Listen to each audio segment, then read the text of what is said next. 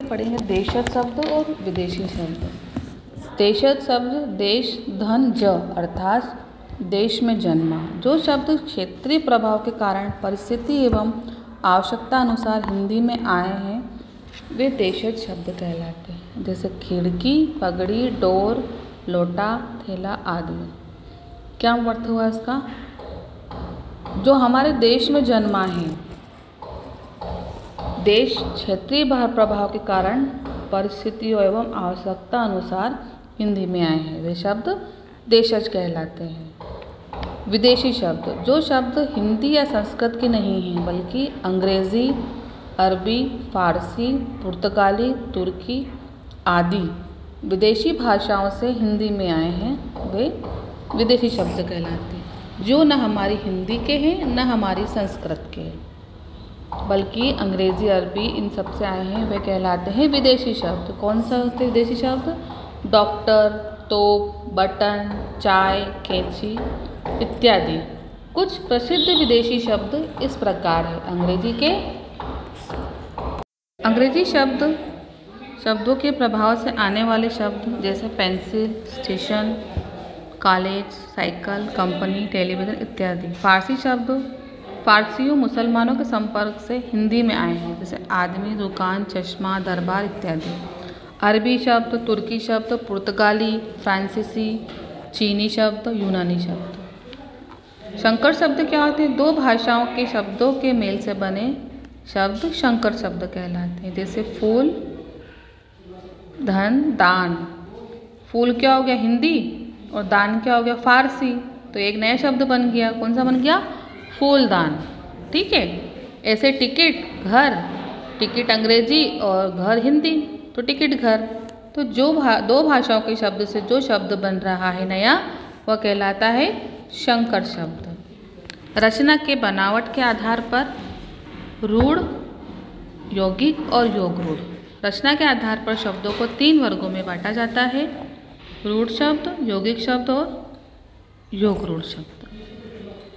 यौगिक शब्द वे रूढ़ शब्द जो किसी सामान्य अर्थ में प्रचलित होते हैं, इनका अर्थ निश्चित होता है और इस प्रकार के शब्दों के खंड करने पर उनसे किसी अर्थ का बोध नहीं होता, रूढ़ शब्द कहलाते हैं। जैसे गुरु, दूध, हाथी, पशु, जंगल, शेर आदि। यौगिक शब्द एक से अधिक रूढ़ शब्दों से बनने वाले शब्द यौगिक शब्द कहलाते हैं। यौगिक शब्दों के खंड सार्थक होते हैं अर्थात इनके टुकड़े करने पर दोनों शब्दों का अर्थ निकलता है। जैसे राष्ट्रपति, राष्ट्रीय धनपति अर्थात राष्ट्र का पति। वायुयान, वायु धन यान अर्थात वायु का यान। योग रूढ़, योग धन रूढ़ अर्थात वे शब्द जो यौगिक होते हुए भी विशेष या परंपरागत अर्थ देते हैं योग रूढ़ कहलाते हैं। योग प्रयोग के आधार पर वाक्यों में प्रयोग के आधार पर शब्द 2 प्रकार के होते हैं: विकारी शब्द और अविकारी शब्द। विकारी लिंग, वचन, कारक आदि के कारण जिन शब्दों का रूप परिवर्तन हो जाता है वे विकारी शब्द कहलाते हैं। विकारी शब्द 4 प्रकार के: संज्ञा, सर्वनाम, विशेषण और क्रिया।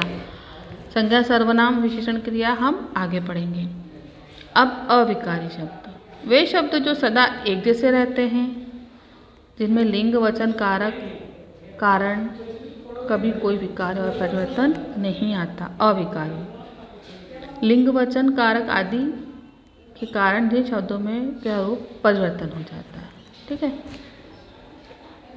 अविकारी शब्द जो सदा एक जैसे रहते हैं, लिंग एक जैसा रहता है, वचन एक जैसा रहता है और कारक कारण कोई विकार या परिवर्तन नहीं आता है।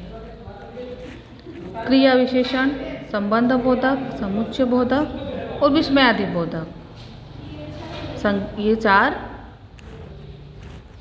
शब्द हैं। ठीक है। अविकारी शब्द 4 प्रकार। अर्थ के आधार पर अर्थ के आधार पर शब्द 2 प्रकार के होते हैं: सार्थक शब्द और निरर्थक शब्द। जिन वर्णों का कोई अर्थ निकले वे सार्थक शब्द कहलाते हैं। माला, दूध, रोटी, कपड़ा, चाय, मकान आदि। ठीक है। ये सार्थक शब्द हो गए। निरर्थक क्या होता है? जिन वर्णों समूह का कोई अर्थ नहीं निकलता वे निरर्थक। जैसे पानी, वानी, चाय, वाय, रोटी, वोटी। अब यहाँ पे निरर्थक क्या हो गया? वाणी, चाय बोटी, चाय पानी रोटी, ये सब शब्द कौन से हो गए? सार्थक। दैनिक बोलचाल की भाषा में भी हम अक्सर सार्थक के साथ निरर्थक शब्दों का प्रयोग करते हैं। ठीक है।